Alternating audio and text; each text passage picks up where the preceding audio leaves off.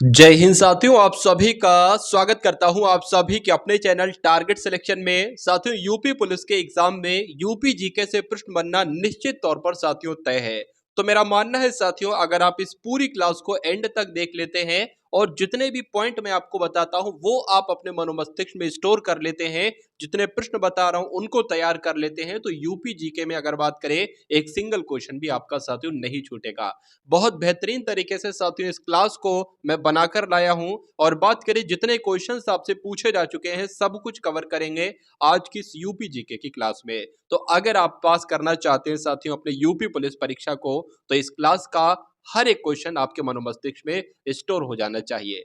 तो पहला प्रश्न आपकी स्क्रीन पर है कि उत्तर प्रदेश भारत के कितने राज्यों के साथ अपनी सीमा साझा करता है। साथियों, अगर हम मैप की तरफ बढ़ें और यहां पर देखिए कि उत्तर प्रदेश कहां पर है साथियों, तो आपको नजर आ रहा होगा उत्तर प्रदेश। साथियों, कहां पर है उत्तर प्रदेश? ये आपके सामने साथियों, ये उत्तर प्रदेश है पूरा। तो अब हम सबसे पहले साथियों ये देखते हैं कि कितने राज्यों की सीमा साथियों टच हो रही है अपने उत्तर प्रदेश से। तो बात करें, देखिए पूरब में साथियों अगर बात करें तो पूरब में बिहार है, तो ये आपका एक राज्य हो गया जो उत्तर प्रदेश के साथ अपनी सीमा साझा करता है। उसके अलावा साथियों झारखंड हो गया, उसके अलावा नीचे साथियों छत्तीसगढ़ है, छत्तीसगढ़ की यह सीमा थोड़ी सी मिल रही है। तो बिहार हो गया, झारखंड हो गया, छत्तीसगढ़ हो गया साथियों। उसके अलावा आप देखेंगे मध्य प्रदेश की सीमा भी यहां पर साथियों लग रही है। अगर बात करते हैं साथियों राजस्थान की सीमा भी लग रही है उत्तर प्रदेश से, आप लोग देख पा रहे हैं ये सीमा राजस्थान की और ये लग रही है। उसके अलावा साथियों दिल्ली की भी और हरियाणा की भी लग रही है। अगर बात करते हैं साथियों उसके ऊपर बढ़ते हैं तो यहां पर आप लोग देखेंगे उत्तराखंड की साथियों भी लग रही है यहां पर, और हिमाचल प्रदेश की भी लग रही है। तो कुल मिला के साथियों कितने हो गए? 8 तो राज्य हो गए और एक केंद्र शासित साथियों प्रदेश हो गया। तो अब अगर साथियों आपके सामने प्रश्न आ जाता है, तो आप अब कभी दुनिया में साथियों कभी जिंदगी में आप नहीं भूलोगे कि उत्तर प्रदेश की सीमा कितने राज्यों से टच करती है। तो कितने राज्यों से साथियों? 8 राज्यों से टच करती है और एक केंद्र शासित प्रदेश यानी कि दिल्ली से टच करती है। लेकिन यहां पर सिर्फ और सिर्फ आपसे राज्य पूछे गए हैं। उसके बाद अगर बात करें, यहां पर साथियों लिखा हुआ है कि उत्तर प्रदेश भारत के 8 राज्यों के साथ सीमा को साझा करता है। उसके बाद देखिए उत्तर प्रदेश में कितने जिले हैं ये आपसे साथियों यहां पर पूछा जा रहा है। लेकिन उससे पहले अगर हम लोग बात करें, आप लोग 2 से 3 पॉइंट बातें याद रखेंगे। उत्तर प्रदेश की जब हम बात करते हैं साथियों, तो उत्तर प्रदेश में 75 जिले हैं। और बात करें उत्तर प्रदेश में कितने मंडल हैं, तो इन 75 जिलों में ही साथियों ये 18 मंडल हैं। ये आपको ध्यान रखना है। अगर बात करें साथियों अभी जो 2008 में साथियों कौन सा मंडल बना था? 18वां मंडल साथियों बना। और पूछा जा सकता है कि 18वां मंडल कौन सा बना, तो अलीगढ़ की अगर बात करें, अलीगढ़ ही साथियों 18वां मंडल बनकर सामने आया। तो यहां पर साथियों प्रश्न आपसे पूछा जा रहा है कि उत्तर प्रदेश में कितने जिले हैं, तो 75 की अगर बात करें साथियों 75 जिले हैं। ये आप लोग यहां पर ध्यान रखेंगे, इसको 75 कर मिला के कर लेंगे। अब उसके बाद देखिए अगले नंबर का साथियों प्रश्न आपकी स्क्रीन पर है। यहां पर अगर बात करें साथियों, देखिए कि उत्तर प्रदेश का वह जनपद कौन सा है जो 4 राज्यों के साथ सीमा को साझा करता है, यह आपसे पूछा जा रहा है। तो यहां पर साथियों एक बार देखिए कुछ इंपॉर्टेंट फैक्ट हैं, उसके बाद हम लोग साथियों प्रश्न का जवाब देंगे। देखिए भारत का अगर बात करें, उत्तर प्रदेश का कह लो या भारत का कह लो, एकमात्र ऐसा जनपद है साथियों जो 4 राज्यों की सीमा को साझा करता है। और उस जनपद का नाम क्या है? सोनभद्र उस जनपद का नाम है। यह सोनभद्र कौन से राज्य में है? तो उत्तर प्रदेश में ही ये साथियों जिला है। अगर बात करें ना साथियों सोनभद्र जो जिला है ना, पूछा जा सकता है कि कौन कौन से राज्यों के साथ अपनी सीमा साझा करता है। तो आप लोग ध्यान रखेंगे मध्य प्रदेश के साथ सीमा साझा करता है, छत्तीसगढ़, झारखंड और बिहार। इस क्वेश्चन को इस प्रकार से पूछा जाएगा कि निम्नलिखित में से कौन सा राज्य सोनभद्र के साथ सीमा साझा नहीं करता है। तो आप लोग ध्यान रखेंगे। उसके बाद अगर बात करें ना सहारनपुर की, जब हम बात करते हैं तो ये 3 राज्यों के साथ साथियों अपनी सीमा साझा करता है। सहारनपुर जो उत्तर प्रदेश का एक जिला है, यह उत्तराखंड, हिमाचल प्रदेश और हरियाणा के साथ। अगर बात करें साथियों सबसे ज्यादा क्षेत्रफल किस जिले का है उत्तर प्रदेश में, तो लखीमपुर खीरी का है। ये भी आप लोग साथियों ध्यान रखेंगे। अगर बात करें कितना है, तो 7680 किलोमीटर वर्ग है। यानी कि इतना साथियों लखीमपुर खीरी बड़ा है कि उसमें 2 गोवा साथियों समा जाएं। और अगर बात करें साथियों यहां पर सोनभद्र की अगर बात करें तो दूसरे नंबर पर है साथियों क्षेत्रफल में। कितना इसका क्षेत्रफल है? तो 6905 वर्ग मीटर है। ये आप लोग साथियों ध्यान रखेंगे, 6905 वर्ग किलोमीटर है, यहां पर किलोमीटर नहीं लिखा हुआ है। अगर बात करें साथियों इस प्रश्न के सही जवाब की, तो वह उत्तर प्रदेश का जनपद जो 4 राज्यों के साथ सीमा साझा करता है, तो मैं आपको बता चुका हूं साथियों, वो सोनभद्र है। आंसर आपका जाएगा ऑप्शन नंबर बी के साथ। उसके बाद देखिए अगले नंबर का प्रश्न आपकी स्क्रीन पर है। अगर बात करें सबसे कम क्षेत्रफल कहां का है, तो आप लोग ध्यान रखेंगे साथियों हापुड़ का है, और कितना है? 660 किलोमीटर स्क्वायर है। ये भी आपको ध्यान रखना है। चलिए उसके बाद देखिए उत्तर प्रदेश के साथियों प्रथम मुख्यमंत्री यहां पर आपसे यहां पर पूछे जा रहे हैं, तो बताने की कोशिश करेंगे कि उत्तर प्रदेश के प्रथम मुख्यमंत्री कौन है। लेकिन उससे पहले साथियों यहां पर जो इंपॉर्टेंट फैक्ट लिखे हुए, इंपॉर्टेंट पॉइंट लिखे हुए हैं, उसको भी आप लोग एक बार अवश्य पढ़ लेंगे। तो यहां पर अगर बात करें 1961 में जब गोविंद वल्लभ पंत की मृत्यु हुई थी, तो पंडित जवाहरलाल नेहरू के समय में कौन थे? ये गृह मंत्री थे।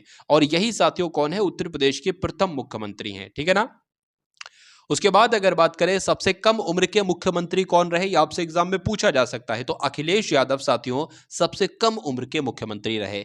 कब से कब तक मुख्यमंत्री रहे साथियों, यह भी आपको मालूम होना चाहिए। तो जब हम बात करते हैं साथियों अखिलेश यादव की, तो आप लोग ध्यान रखेंगे 2012 से लेकर 2017 तक साथियों ये रहे, और ये सांसद भी रहे 2000 से लेकर 2012 तक। कन्नौज के ये सांसद रहे। अगर आपसे एग्जाम में प्रश्न पूछ लिया जाए कि यूपी के पहले लोकायुक्त कौन थे, तो विशंबर दयाल साथियों उत्तर प्रदेश के पहले लोकायुक्त थे। अब अगर बात करें उत्तर प्रदेश के प्रथम मुख्यमंत्री साथियों कौन थे, तो गोविंद वल्लभ पंत थे। आंसर आपका अगर है ऑप्शन नंबर सी के साथ, तो बिल्कुल करेक्ट भाई, बहुत बढ़िया, वेरी गुड क्लास। चलिए उसके बाद अगर कुछ और साथियों इंपॉर्टेंट फैक्ट की बात करते हैं, क्योंकि ये आपके एग्जाम में पूछे जा सकते हैं। देखिए अगर आपसे पूछ लिया जाए कि उत्तर प्रदेश हिंदी संस्थान साथियों इसकी स्थापना कब हुई, तो 30 दिसंबर 1976 में साथियों इसकी स्थापना हुई। पहला पॉइंट आप लोग ध्यान रखेंगे।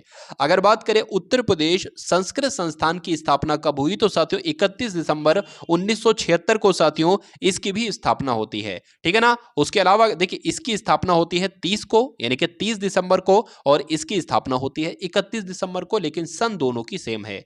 अब अगर साथियों बात करें, आपसे पूछ लिया जाए कि राज्य मानव अधिकार आयोग की स्थापना कब की गई, तो 2002 में साथियों आप लोग ध्यान रखेंगे कि राज्य मानव अधिकार आयोग की स्थापना की गई।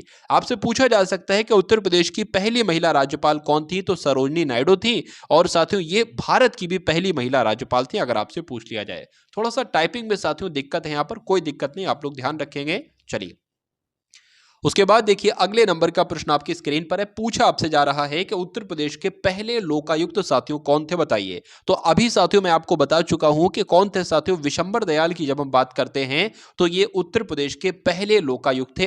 विधानसभा का नेता कौन होता है साथियों, तो आप लोग यहां पर ध्यान रखेंगे। लोकसभा की अगर बात करें, लोकसभा का नेता कौन होता है साथियों, प्रधानमंत्री होते हैं। और विधानसभा के नेता की अगर बात करें, तो मुख्यमंत्री को ही साथियों विधानसभा का नेता कहा जाता है। आंसर आपका जाएगा बी के साथ। उसके बाद साथियों मैं आपको बता चुका हूं विधानसभा का नेता मुख्यमंत्री जी को कहा जाता है, और लोकसभा का नेता साथियों प्रधानमंत्री जी को कहा जाता है। अभी वर्तमान में साथियों कौन मुख्यमंत्री है, योगी आदित्यनाथ जी हैं। तो आपको मालूम होना चाहिए साथियों इनका जन्म कब और कहां पर हुआ था साथियों, तो 1972 में इनका जन्म हुआ था, पचहर पौड़ी गढ़वाल में हुआ था। अगर बात करें साथियों ये अब कहां पर ये जगह है, तो अब साथियों ये जगह उत्तराखंड में है। ये भी आप लोग ध्यान रखेंगे।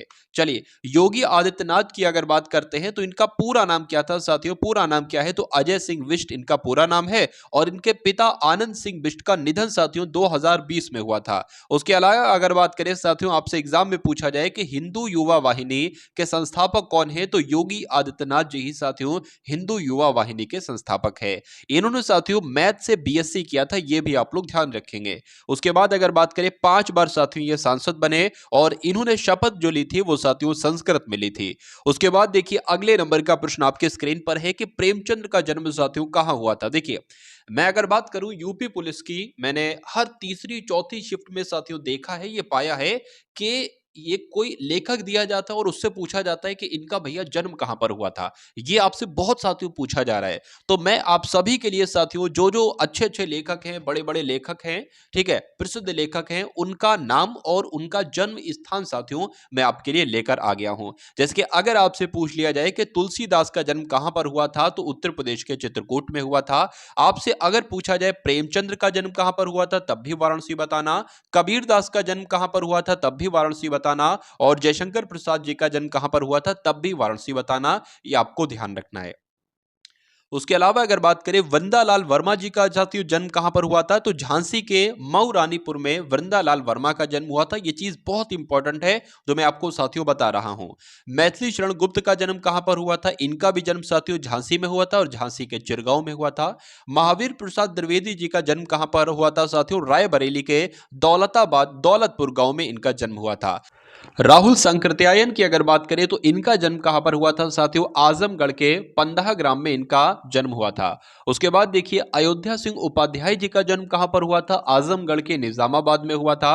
और हजारी प्रसाद द्विवेदी जी का जन्म साथियों बलिया में हुआ था।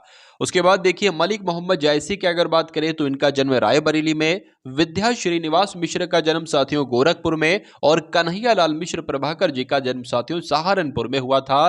तो उम्मीद करता हूं ये सब कुछ आपकी समझ में आया होगा। अब बताइए साथियों इस प्रश्न का सही जवाब आपका क्या हो सकता है, बताने की कोशिश कीजिए। तो आप लोग ध्यान रखेंगे साथियों, मुंशी प्रेमचंद्र का जन्म कहां पर हुआ था, वाराणसी में हुआ था। और वाराणसी को ही मोक्ष नगरी कहा जाता है। साथियों कौन कौन शाहजहांपुर में रहता है, एक बार कमेंट सेक्शन में आप लोग जरूर बताएंगे। उसके बाद देखिए अगले नंबर का प्रश्न आपकी स्क्रीन पर है कि किशनपुर वन्यजीव विहार ये कहां पर है, बरेली में, चंदौली में, लखीमपुर खीरी में या ललितपुर में, बताइए। इस प्रश्न के अगर जवाब की साथियों जब हम बात करते हैं तो आंसर आपका किस आंसर के साथ जाएगा, किस उत्तर के साथ जाएगा, बताने की कोशिश करेंगे आप सभी लोग। तो अगर आपका उत्तर यहां पर साथियों लखीमपुर खीरी है तो बिल्कुल करेक्ट हो जाता है। यानी कि आप लोग ध्यान रखेंगे कि किशनपुर वन्यजीव विहार कहां पर स्थित है, लखीमपुर खीरी में स्थित है। उसके अलावा साथियों आपसे यह भी पूछा जा सकता है कि चंद्रप्रभा चंद्रमा वन्य जीव विहार साथियों कहां पर स्थित है, आपसे पूछा जा सकता है। तो चंद्रप्रभा ही होगा, ठीक है ना, ये मां नहीं है, ये चंद्रप्रभा ही है। जो सबसे पहले शब्द निकला अपने मुंह से खुद ब खुद वो बिल्कुल सही निकला। तो चंद्रप्रभा वन्यजीव विहार साथियों कहां पर है, चंदौली में है। किशनपुर वन्यजीव विहार में आपको बता चुका हूं साथियों लखीमपुर खीरी में है। उसके बाद अगर बात करें कतरनिया घाट वन्यजीव विहार साथियों कहां पर है, ये साथियों बहराइच में, ये भी आप लोग ध्यान रखेंगे। और ये साथियों दुर्लभ मैदानी जीव यहां पर पाए जाते हैं। उसके बाद अगर बात करें रानीपुर वन्यजीव विहार कहां पर स्थित है, तो बांदा में स्थित है। और महावीर स्वामी वन्यजीव विहार कहां पर स्थित है, तो ललितपुर में स्थित है। ये आपको साथियों ध्यान रखना है। उसके बाद अगर बात करें कि उत्तर प्रदेश में कितने बाघ अभ्यारण्य है, ये आपसे साथियों एग्जाम में प्रश्न आपसे पूछा जाएगा। तो सबसे पहले साथियों हम लोग यही देख लेते हैं कि उत्तर प्रदेश में कितने वन्य, अगर बात करते हैं उत्तर प्रदेश में कितने बाघ अभ्यारण्य है, आप लोग ध्यान रखेंगे साथियों टाइपिंग में थोड़ी सी दिक्कत आई है आज। तो उत्तर प्रदेश में साथियों 3 बाघ अभ्यारण्य है। पहले की अगर बात करें तो दुधवा बाघ अभ्यारण्य, दूसरे की बात करें अमनगढ़ बाघ अभ्यारण्य और तीसरे की बात करें पीलीभीत बाघ अभ्यारण्य। ये तीनों बाघ अभ्यारण्य के नाम आपको ध्यान रखने हैं। तो यहां पर साथियों अगर आपसे प्रश्न पूछा जाए कि उत्तर प्रदेश में कितने बाघ अभ्यारण्य है, तो 3 आपको राइट आंसर देना है। आंसर जिनका भी यहां पर साथियों बी है तो बिल्कुल करेक्ट है। उसके बाद देखिए साथियों लॉयन सफारी पार्क ये कहां पर स्थित है, ये आपसे साथियों यहां पर पूछा जा रहा है। लेकिन इस प्रश्न का सही जवाब देने से पहले कुछ हम लोग देख लेते हैं कि लॉयन सफारी पार्क अगर आपसे पूछा जाए तो आपको इटावा लगाना है। अगर आपसे साथियों पूछ लिया जाए कि नाइट सफारी पार्क कहां पर है, तो यह गलत लिखा है साथियों, ग्रेटर नोएडा में है। ग्रेटर नोएडा में नाइट सफारी पार्क है। और अगर बात करते हैं साथियों लॉन्गलीड सफारी पार्क कहां पर है, तो इंग्लैंड में साथियों लॉन्गलीड सफारी पार्क है। ये भी आप लोग ध्यान रखेंगे। और अगर बात करते हैं साथियों हाथी सफारी पार्क की अगर बात करें तो ये इटावा में स्थित है। जो मैंने आपको बताया है आप उस पर ध्यान दीजिएगा। आज थोड़ी सी टाइपिंग में पता नहीं क्यों ऐसी दिक्कत आई है, कभी कभी ऐसा हो जाता है, कोई दिक्कत नहीं। लॉयन सफारी पार्क साथियों अभी मैंने आपको बताया कहां पर स्थित है, इटावा में स्थित है। आंसर जिनका भी यहां पर बी है तो बिल्कुल करेक्ट है। उसके बाद देखिए साथियों बनारस हिंदू विश्वविद्यालय के संस्थापक कौन है, ये आपसे यहां पर पूछा जा रहा है। तो अगर बात करें साथियों मदन मोहन मालवीय की, तो मदन मोहन मालवीय कौन थे साथियों, ये बनारस हिंदू विश्वविद्यालय यानी कि BHU के संस्थापक थे। आंसर जिनका सी है तो बिल्कुल करेक्ट है। अब अगर बात करें साथियों आपके एग्जाम में पूछा जा सकता है कि सबसे पहले, क्या साथियों आपसे पूछा जा रहा है कि सबसे पहले उत्तर प्रदेश का कौन सा विश्वविद्यालय केंद्रीय विश्वविद्यालय बना। तो आप लोग ध्यान रखेंगे जो बनारस हिंदू विश्वविद्यालय है ना, यह उत्तर प्रदेश का सबसे पहला साथियों विश्वविद्यालय केंद्रीय विश्वविद्यालय बना। और यह बात तो मैं आपको बता चुका हूं कि बनारस हिंदू विश्वविद्यालय के संस्थापक कौन थे, तो मदन मोहन मालवीय थे। अगर आपसे एग्जाम में पूछा जाए कि इलाहाबाद विश्वविद्यालय की स्थापना कब हुई थी, तो 1887 में इलाहाबाद विश्वविद्यालय की स्थापना हुई। और आपको यह भी ध्यान रखना है साथियों, जो इलाहाबाद विश्वविद्यालय है ना, ये केंद्रीय विश्वविद्यालय बना। तो ये केंद्रीय विश्वविद्यालय कब बना साथियों? 2005 में ये केंद्रीय विश्वविद्यालय बना। ये बात भी आपको ध्यान रखना भाई। बहुत बढ़िया, वेरी गुड क्लास। साथियों चैनल पर अगर आप लोग नए हैं और चाहते हैं कि एग्जाम को आप बेहद आसानी से क्रैक करें, एक सीट आप यूपी पुलिस में एक पाएं, भर्ती में सेलेक्ट आप हो, तो चैनल को सब्सक्राइब करके बेल आइकन पर क्लिक कर लीजिए। उसके अलावा साथियों डिस्क्रिप्शन में एक व्हाट्सएप ग्रुप दिया है, उसमें सारी अपडेट मैं डालता रहता हूं, जो भी एग्जाम से रिलेटिव, भर्ती से रिलेटिव साथियों न्यूज हैं, तो उस ग्रुप को एक बार ज्वाइन कर लेंगे। उसके अलावा साथियों मैंने कुछ मॉडल पेपर आपके लिए तैयार कर रखे हैं यूपी पुलिस एग्जाम के लिए। उसमें एक ही वीडियो में साथियों चारों विषयों का आपको ज्ञान मिल जाएगा। ऐसे ही 7 से 8 साथियों मॉडल पेपर मैंने बना रखे हैं। तो वहां पर जाकर साथियों उन सभी मॉडल पेपर का एक एक क्वेश्चन आपके मनोमस्तिष्क में होना चाहिए एग्जाम से पहले पहले। अगर ऐसा है तो साथियों सिलेक्शन की फिर आप बिल्कुल चिंता मत कीजिए, यानी कि तैयारी में साथियों आपकी 4 चांद तो लगी जाएगा। उत्तर प्रदेश सरकार द्वारा पहली वन नीति साथियों कब आई, आपसे एग्जाम में पूछा जा रहा है। देखिए यहां पर अगर बात हम लोग करते हैं कि उत्तर प्रदेश सरकार द्वारा पहली वन नीति कब आई, तो आप लोग लगाएंगे 1952 में, ठीक है ना। अगर आपसे साथियों पूछा जाए कि उत्तर प्रदेश सरकार द्वारा दूसरी वन नीति कब आई, तो 1988 में साथियों आई। ये बात भी आपको ध्यान रखना है, ठीक है ना। यानी कि राज्य में कितने प्रतिशत पर वन होना चाहिए, तो 33.33% भाग पर साथियों क्या होना चाहिए, वन होना चाहिए। ये इस वन नीति में भी बताया गया था। चलिए अब अगर आपसे पूछा जाए पहली वन नीति कब आई, तो आप लोग बता दोगे। कब आई साथियों? 1952 में आई। दूसरी वन नीति आई, तब भी आप बता दोगे 1988 में दूसरी वन नीति आई। अब उसके बाद देखिए अगले नंबर का साथियों प्रश्न आपकी स्क्रीन पर है कि आयुष्मान भारत जन आरोग्य योजना की शुरुआत की अगर बात करें तो ये कहां पर से हुई थी, आपसे ये पूछा जा रहा है। चलिए तो इसकी अगर बात करें, इससे आयुष्मान की अगर बात करें, आयुष्मान के बारे में कुछ जानकारी हम लोग यहां पर ले लेते हैं। आप लोग साथियों ध्यान रखेंगे यहां पर अगर आयुष्मान भारत जन आरोग्य योजना की बात करते हैं तो ये भारत की सबसे बड़ी स्वास्थ्य योजना है। आपसे पूछा जा सकता है कि भारत की सबसे बड़ी स्वास्थ्य योजना कौन सी है, तो आयुष्मान भारत जन आरोग्य योजना आपको बताना है। दूसरी बात आपको ध्यान रखना है, उत्तर प्रदेश के गोरखपुर में साथियों मुख्यमंत्री योगी आदित्यनाथ जी के द्वारा इसका शुभारंभ किया गया था। पूछा जाएगा आयुष्मान भारत जन आरोग्य योजना की शुरुआत कहां से की गई थी, तो गोरखपुर से। किसके द्वारा शुरुआत की गई थी, तो योगी आदित्यनाथ जी के द्वारा इसकी शुरुआत की गई थी। ये बात आपको ध्यान रखना है। चलिए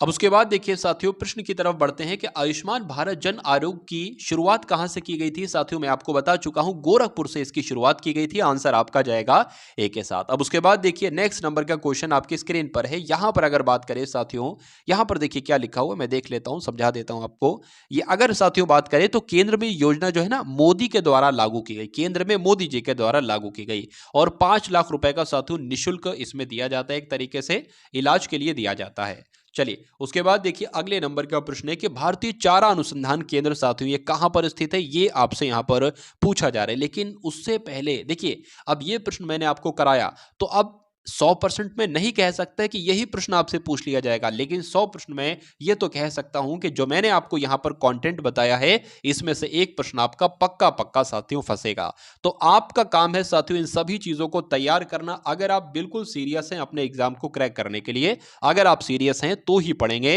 अन्यथा अगर आपको अपने माँ बाप की कोई चिंता नहीं है तो इसको छोड़कर आप चले जाएंगे। चलिए यहां पर अगर बात करते हैं साथियों, आप लोग ध्यान रखेंगे कि अगर आपसे पूछ लिया जाए साथियों, क्या यहां पर आप ध्यान मत दीजिए, मैं आपको सही तरीके से बता रहा हूं। देखिए अगर आपसे पूछा जाए कि Indian grass land and for research कहां पर स्थित है, तो झांसी में स्थित है। अगर आपसे पूछा जाए साथियों हिंदी में भारतीय चारा अनुसंधान केंद्र कहां पर स्थित है, तो आपको बताना है झांसी में स्थित है। आपसे पूछा जाए Indian institute of pulse research कहां पर स्थित है, तो आपको बताना है कानपुर में स्थित है। आपसे पूछा जाए केंद्रीय दाल यानी कि दलहन अनुसंधान संस्थान कहां पर स्थित है, तब भी आपको साथियों कानपुर ही बताना है। उसके अलावा अगर आपसे पूछा जाए भारतीय गन्ना अनुसंधान संस्थान कहां पर स्थित है, तो लखनऊ आपको ध्यान रखना है।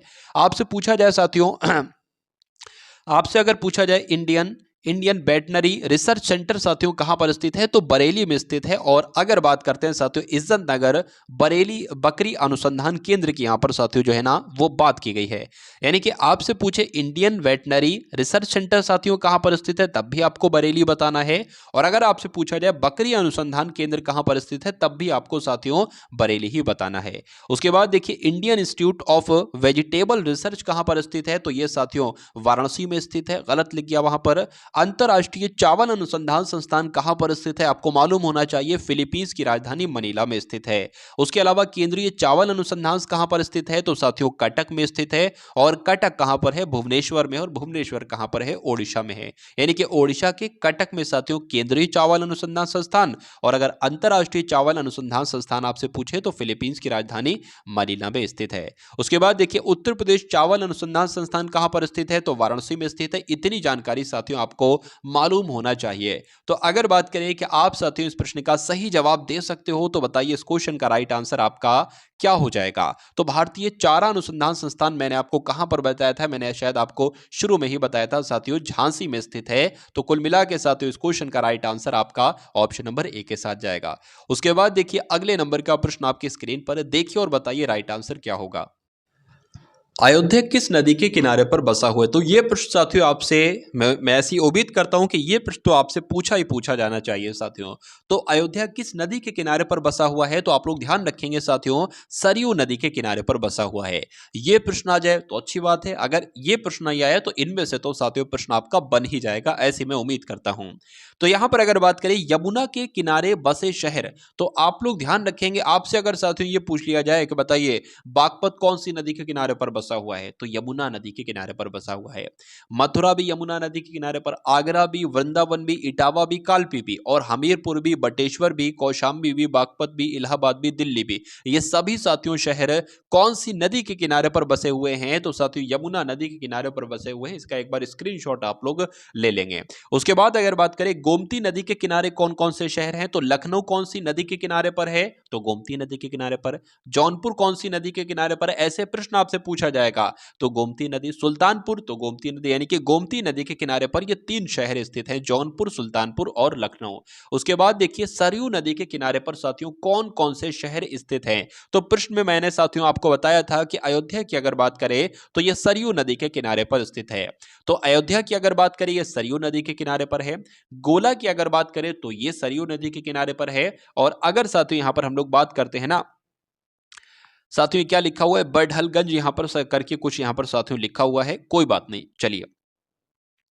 तो बड़हलगंज की अगर बात करते हैं तो ये भी साथियों सरयू नदी के किनारे पर बसा हुआ है। राप्ती नदी के किनारे पर अगर बात करें तो क्या बसा है साथियों? गोरखपुर जो है ना, ये राप्ती नदी के किनारे पर है। और हिंडन नदी के किनारे पर साथियों गाजियाबाद है। चलिए उसके बाद देखिए अगले नंबर का प्रश्न आपकी स्क्रीन पर है, देखिए और बताइए कि राइट आंसर यहां पर आपका क्या हो सकता है। गंगा नदी उत्तर प्रदेश में सबसे पहले किस जिले में प्रवेश करती है? बताने की कोशिश कीजिए, बताइए। देखिए गंगा की अगर बात करें तो गंगा नदी उत्तराखंड से निकलती है। यहां पर सबसे पहले हम लोग कुछ बातें देख लेते हैं, कुछ बात मैं आपको बता देता हूं। पूछा जाए गंगा नदी किस राज्य से निकलती है, तो उत्तराखंड से साथियों गंगा नदी निकलती है। और उत्तराखंड के निकलने के बाद साथियों उत्तर प्रदेश में जो प्रवेश करती है, तो उत्तर प्रदेश में ऐसा कौन सा जिला है जिसमें सबसे पहले एंट्री लेती है गंगा नदी? तो आप बताएंगे बिजनौर। यानी कि उत्तर प्रदेश में सबसे पहला ऐसा जिला कौन सा है जहां पर सबसे पहले गंगा नदी प्रवेश करती है? तो बिजनौर आपको बताना है।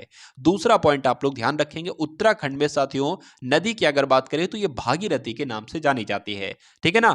अगर बात करें उत्तराखंड में गंगा नदी को क्या कहा जाता है? भागीरथी के नाम से चलती है। उसके अलावा साथियों अलकनंदा नदी यहां पर मिलती है, यानी कि अगर बात करें इस भागीरथी में अलकनंदा नदी मिलती है और देवप्रयाग में मिलती है। कहां पर ये दोनों नदियां मिलती हैं, भागीरथी और अलकनंदा नदी? ये देवप्रयाग में मिलती हैं। और देवप्रयाग में मिलने के बाद साथियों जो धारा चलती है वो गंगा नाम से जानी जाती है। ठीक है ना। उसके अलावा अगर बात करें साथियों बांग्लादेश में इसको क्या कहा जाता है? पद्मा नाम से जाना जाता है गंगा नदी को। गंगा नदी की लंबाई कितनी है साथियों? तो 2550 25 किलोमीटर यानी कि 2525 किलोमीटर है। उसके अलावा आप लोग ध्यान रखेंगे उत्तराखंड से बंगाल की खाड़ी तक जाती है साथियों ये गंगा नदी, ठीक है ना। और अगर आपसे पूछा जाए कि केवल उत्तर प्रदेश में गंगा नदी की लंबाई कितनी है तो 1000 किलोमीटर है। वैसे टोटल लंबाई की अगर बात करें तो 2525 किलोमीटर, लेकिन यूपी में अगर आपसे पूछा जाए तो सिर्फ 1000 किलोमीटर है। अब दीजिए साथियों इस प्रश्न का सही जवाब कि गंगा नदी उत्तर प्रदेश में सबसे पहले किस जिले में प्रवेश करती है, तो बिजनौर में प्रवेश करती है। आंसर आपका जाएगा ए के साथ। और निकलती कहां से है, तो निकलती साथियों उत्तराखंड से है। इसकी लंबाई कितनी है गंगा नदी की, 1000 किलोमीटर उत्तर प्रदेश में, और पूरे भारत में साथियों कितने किलोमीटर है, 2525 किलोमीटर है। ये आपको ध्यान होना चाहिए, मालूम होना चाहिए। बांग्लादेश में इसको क्या कहा जाता है, पद्मा नदी कहा जाता है। अब उसके बाद देखिए अगले नंबर का प्रश्न आपकी स्क्रीन पर है। अगर बात करें साथियों, हाँ ये एक पॉइंट छूट गया था, गंगा नदी की अगर बात करते हैं आपसे पूछा जा सकता है गंगा नदी उत्तर प्रदेश में कितने जिलों को टच करती है, तो साथियों यहां पर 25 तो नहीं आना चाहिए था, यहां पर 28, वैसे तो 28 जिलों को साथियों ये गंगा नदी टच करती है, ठीक है ना, यानी कि उत्तर प्रदेश के 28 जिलों को टच करती हुई निकलती है। खैर अब उसके बाद देखिए अगले नंबर का प्रश्न आपकी स्क्रीन पर है कि ढाई घाट मेला उत्तर प्रदेश के किस जिले में लगता है, कन्नौज में, लखीमपुर खीरी में, बांदा में या शाहजहांपुर में।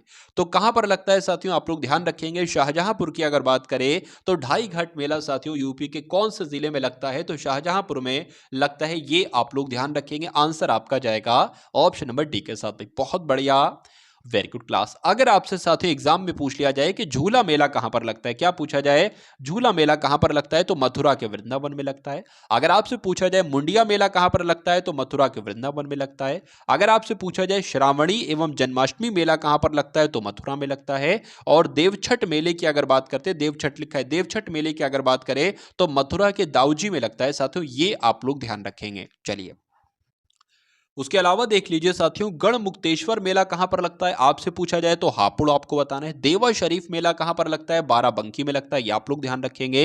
अगर आपसे पूछा जाए, देखिए सवाल यही से बनते हैं और यही सवाल बनेंगे, इससे बाहर सवाल साथियों नहीं जा सकता, क्योंकि मैंने इस छोटी सी वीडियो के माध्यम से उतना कंटेंट आपको दिया है। शायद ही यूट्यूब पर लगभग 20 से 25 मिनट की कोई वीडियो ऐसी होगी और उसमें इतना ज्यादा आपको कंटेंट दिया जाए, मुझे ऐसा नहीं लगता, क्योंकि सिर्फ मैं आपको पढ़ाता हूं साथियों, और मिनट मिनट पे थोड़ा बहुत साथियों मोटिवेट हो सकता हो आप हो जाए करते हो।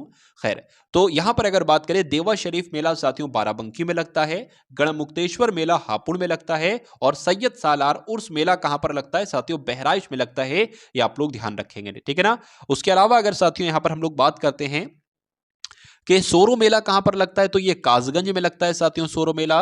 गोविंद साहब मेला कहां पर लगता है, अंबेडकर नगर में। और देवी पाटन मेला बलरामपुर में, इसके स्क्रीनशॉट ले लीजिए आप। उसके अलावा शकांभरी देवी मेला साथियों कहां पर लगता है, आप लोग ध्यान रखेंगे, सहारनपुर लिखा हुआ ये। उसके अलावा बला सुंदरी देवी मेला साथियों अनूप शहर में लगता है। ये सारे पॉइंट आपको साथियों ध्यान रखना है। यहां पर हमने एक प्रश्न पूछा था, उसका आंसर भी बता दिया था कि ढाई घाट मेला कहां पर लगता है, तो शाहजहांपुर में लगता है साथियों। उसके बाद देखिए अगले नंबर का प्रश्न आपकी स्क्रीन पर है कि उनमें से कहां पर कुंभ मेला नहीं लगता है। यह बहुत इंपॉर्टेंट क्वेश्चन है, बताने की आप सभी लोग कोशिश करेंगे। लेकिन सबसे पहले यहां पर एक बात आप लोग ध्यान रखेंगे, कुछ मैं यहां पर अगर बात करें साथियों, देखिए दो से तीन बातें मैं आपको बताऊंगा। अगर आपसे एग्जाम में यह पूछ लिया जाए कि प्रयागराज कौन सी नदी के किनारे पर है, तो आप लोग ध्यान रखेंगे गंगा नदी के किनारे पर है, ये गंगा लिखा हुआ है। आपसे पूछा जाए हरिद्वार कौन सी नदी के किनारे पर है, तो भी गंगा नदी के किनारे पर है।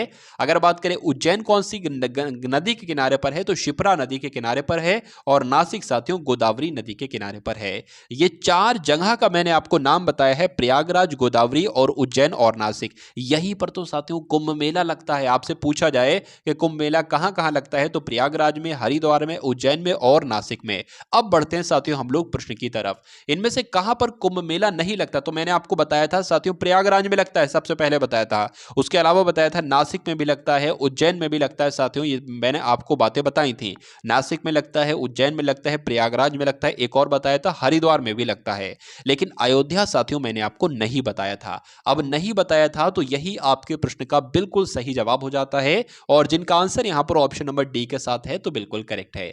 उसके बाद देखिए अगले नंबर का प्रश्न आपकी स्क्रीन पर है। आपसे पूछा जा रहा है कि चिकनकारी के लिए कौन सा शहर साथियों प्रसिद्ध है, बताने की कोशिश करेंगे। उससे पहले साथियों कुछ इंपॉर्टेंट जानकारी हम लोग लेते हैं हर बार की तरह। चलिए अगर आपसे परीक्षा में पूछ लिया जाए कि बनारसी सिल्क साड़ी कहाँ की फेमस है, तो कहाँ की है साथियों, वाराणसी की है। बिंदी कहाँ की फेमस है, बा से बिंदी बा से बलिया, तो साथियों बलिया की बिंदी फेमस है। ब्लैक क्ले पॉटरी कहाँ की फेमस है या इसका उत्पादन कहाँ पर किया जाएगा, इस प्रकार से भी आपसे पूछा जा सकता है कि बिंदी का उत्पादन कहाँ पर किया जाता है, बलिया में। ब्लैक क्ले पॉटरी का उत्पादन आजमगढ़ में साथियों, काली मिट्टी के बर्तन होते हैं। कालीन की अगर बात करें तो सोनभद्र और मिर्जा में। चिकनकारी की अगर बात करें साथियों, चिकनकारी का उत्पादन कहाँ पर किया जाता है, ये प्रसिद्ध कहाँ की है, तो लखनऊ की प्रसिद्ध है। अगर दरी और कालीन की बात करते हैं साथियों, तो जौनपुर में इसका उत्पादन किया जाता है, ये जौनपुर का प्रसिद्ध है। और एक बात आप लोग ध्यान रखेंगे साथियों कि जौनपुर को क्या कहा जाता है, पूरब का सिराज कहा जाता है। आपसे एग्जाम में पूछा जाएगा पूरब का सिराज किसे कहा जाता है, तो जौनपुर को कहा जाता है। उसके अलावा दरी और कालीन जौनपुर और सीतापुर का प्रसिद्ध है, ये भी आप लोग साथियों ध्यान रखेंगे। अब यहां पर अगर बात करें, आपसे एक प्रश्न पूछा गया है कि चिकनकारी के लिए कौन सा शहर प्रसिद्ध है, तो आप लोग ध्यान रखेंगे लखनऊ साथियों, चिकनकारी वहां पर बहुत होती है। तो आंसर आपका अगर है ऑप्शन नंबर ए के साथ, तो बिल्कुल करेक्ट है। अब उसके बाद देखिए साथियों, नेक्स्ट नंबर का क्वेश्चन आपके स्क्रीन पर है। आपसे पूछा जा रहा है कि उत्तर प्रदेश अल्पसंख्यक आयोग की स्थापना कब हुई थी, बताइए। तो यहां पर अगर बात करें, कुछ पॉइंट मैं यहां पर आपके लिए लाया हूं, आपके एग्जाम पॉइंट ऑफ व्यू से बहुत इंपॉर्टेंट है। अगर आपसे एग्जाम में पूछा जाए उत्तर प्रदेश अल्पसंख्यक आयोग की स्थापना कब की गई, तो 1994 में की गई। आपसे पूछा जाए उत्तर प्रदेश हिंदी संस्थान की स्थापना कब की गई, तो 30 दिसंबर 1976 को की गई। अब आपको ध्यान रखना है। उसके अलावा अगर आपसे पूछा जाए कि उत्तर प्रदेश संस्कृत संस्थान की स्थापना कब की गई, तो 31 दिसंबर साथियों 1976 को की गई। आपसे पूछा जाए राज्य मानवाधिकार आयोग की स्थापना कब की गई, तो 2002 को की गई। साथियों ये सारी जानकारी आपको ध्यान रखना है अगर आप चाहते हैं कि आपका एग्जाम क्रैक हो और आप साथियों एक सीट कम से कम ले, किसमें, यूपी पुलिस भर्ती में एक सीट आपको लेना है। तो ये सारी बातें, ये सारे जो भी मैंने आपको प्रश्न करवाए हैं और प्रश्न से संबंधित जो जानकारी मैंने आपको दी है, वो सब कुछ आपको साथियों तैयार करना होगा।